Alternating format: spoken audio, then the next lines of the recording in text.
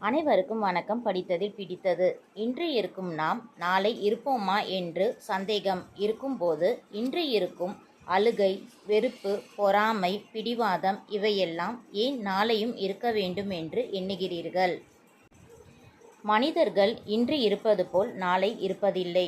ஒன்று, சிலர் குணத்தாலும் சிலர் பணத்தாலும் மாறிக்கொண்டேதான் இருப்பார்கள். 3 விஷயங்கள் உன் நேரத்தை வீணடிக்கும். 1. தவறி போனதை பற்றி கவலைப்படுவது. 2. பிறரோடு உன்னை ஒப்பிட்டு கொள்வது. 3. எல்லா மனிதர்களையும் திருப்திப்பட நினைப்பது.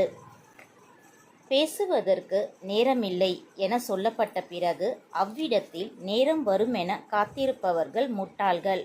பேசுவதற்கு நேரம் தேவையில்லை, ஆர்வம்தான் தேவை. நேரம் இல்லை என்று சொல்லுவது மிகவும் நாகரிகமான விலகுக்கு அர்த்தம். வாழ்க்கை வேடிக்கையானது.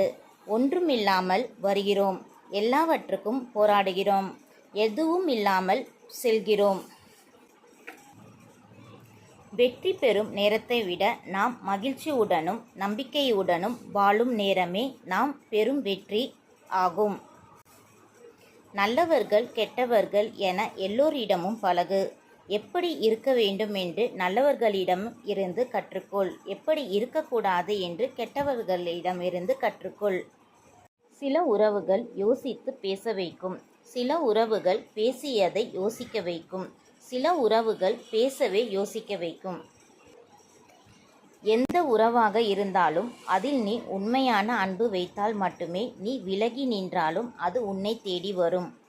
வாழ்க்கையில் சில விஷயங்கள் கிடைத்தும் அதனை அனுபவிக்க முடியாமல் கிடைக்காதது போலவே வாழ்கின்ற வாழ்க்கை மனவேதனையின் உச்சம்.